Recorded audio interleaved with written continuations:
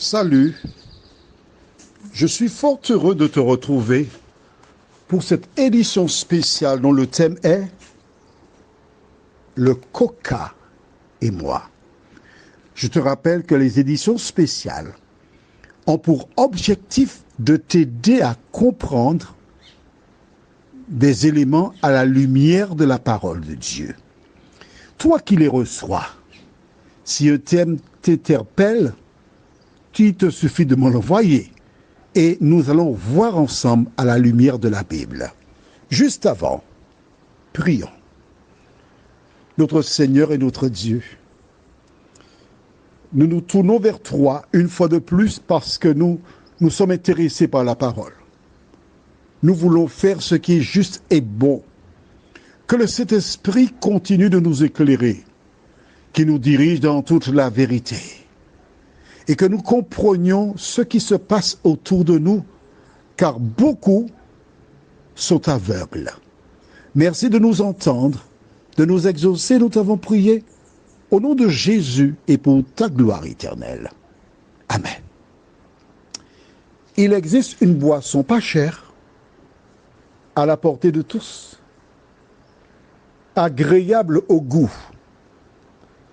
Nous n'allons pas faire de publicité pour elle, c'est la boisson de couleur marron. Je me rappelle quand j'étais enfant à la Martinique, nous avions, là où se trouve actuellement, pas très loin de la radio RCI, Radio Caraïbes Internationale, on faisait là du Pepsi. C'était l'usine. Et quand nous sortions du sport au stade Louis Achille, on venait là, on nous donnait une boisson. Ah, on trouvait que c'était bon. Mais vois-tu, lorsqu'on avait achevé de boire, on avait encore le goût à la bouche, on avait envie de boire d'autres. Ce n'était pas suffisant. Et donc la boisson célèbre que l'on trouve partout. Surtout en fin d'année, on voit des Pères Noël qui a soif et qui consomment cette boisson. Quel est l'effet de cette boisson sur le corps? À travers la vidéo de TikTok, nous avons des informations. Il est vrai que certaines personnes qui ont des problèmes d'estomac, qui ont une diarrhée, un problème quelconque, prennent cela comme un médicament. Mais que fait-il sur l'organisme? À la lumière de ce que nous avons entendu, il semblerait que ce ne soit pas la meilleure boisson pour l'organisme. En effet, il nous suffit de regarder quand Dieu créa le monde, la boisson qu'il a donnée, c'était l'eau. C'était de l'eau, des fruits, alors le jus de canne et l'eau de coco, les boissons par excellence. Quand une boisson nuit à la santé, que devons-nous faire? Commençons à prendre la Bible au livre de 1 Corinthiens, chapitre 6, le verset 19 et 20. Au risque de me répéter, mon objectif, ce n'est pas de te décourager, mais d'apporter une connaissance et savoir à la lumière de la parole de Dieu ce que nous devons faire. 1 Corinthiens 6, versets 19 et 20 déclare: « Ne savez-vous pas que votre corps est le temple du Saint-Esprit qui est en vous, que vous avez reçu de Dieu, et que vous ne vous appartenez point à vous-même, car vous avez été rachetés à un grand prix. Glorifiez donc Dieu dans votre corps et dans votre esprit qui appartiennent à Dieu. » Ton corps est quoi? Le temple du Saint-Esprit qui est en vous, qui est en toi. Le Saint-Esprit habite à l'intérieur de l'homme. Et puisque le Saint-Esprit habite à l'intérieur de l'homme, l'homme ne s'appartient pas à lui-même. Il n'est pas là pour faire ce qu'il a envie, parce qu'il a été racheté par le sang précieux de Jésus. Le Saint-Esprit est en lui, il doit glorifier Dieu dans tout ce qu'il fait. Tu sais que j'aime les métaphores. Un exemple, Julie vient à la Martinique en vacances et je lui passe mon véhicule. Un véhicule blanc. Il est superflu que je dise à Julie de faire attention avec mon véhicule. De mettre ce qui convient pour que le moteur soit toujours en état de marche. Au terme de ces vacances, elle me restitue un véhicule qui fume, qui a différents problèmes. Est-ce que je passerai à nouveau mon véhicule à Julie dans l'avenir? Jamais.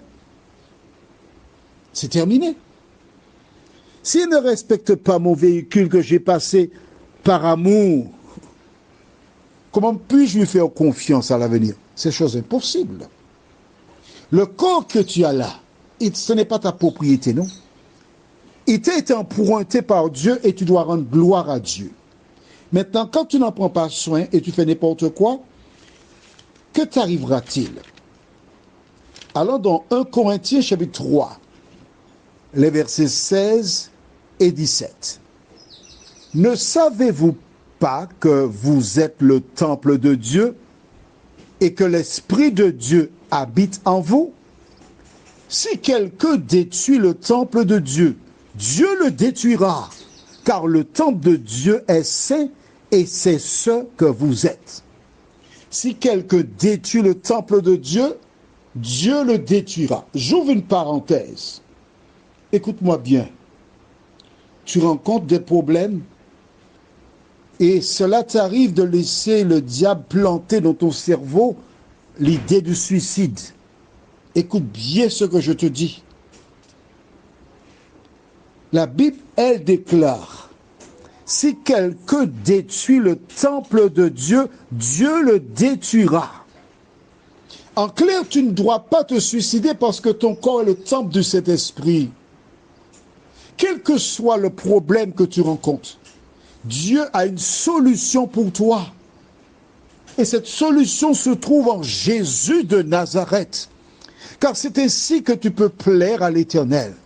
Il n'existe aucun problème sur terre qui n'ait pas de solution. Alors, au lieu de t'emporter, au lieu de faire des choses qui mettront des gens dans la souffrance, réfléchis encore, cherche des solutions, mais surtout, le corps que tu as est un prêt de Dieu. Comment ton corps devient le temple du Saint-Esprit? Allons au livre de Actes des Apôtres, chapitre 2. Et j'invite les petits malins, les petits coquins, à ne pas jouer à cache-cache avec moi par rapport à ce que nous verrons dans la Bible. Un jour, Pierre et les disciples reçurent le Saint-Esprit et ils prêchaient l'Évangile. Des gens entendaient. Et alors, on posait une question à Pierre et aux apôtres dans Acte 2, et nous lisons le verset 37. Après avoir entendu ce discours, ils eurent le cœur vivement touché, et ils dirent à Pierre et aux autres apôtres, « Hommes, frères, que ferons-nous? Qu'est-ce qu'il nous reste à faire?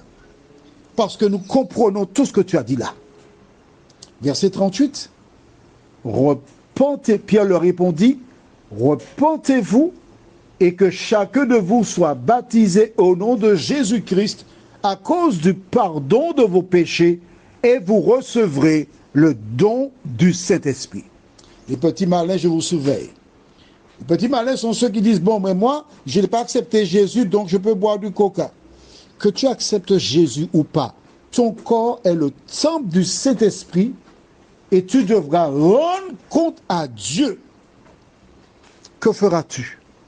Continueras-tu à boire du coca? J'en sais rien.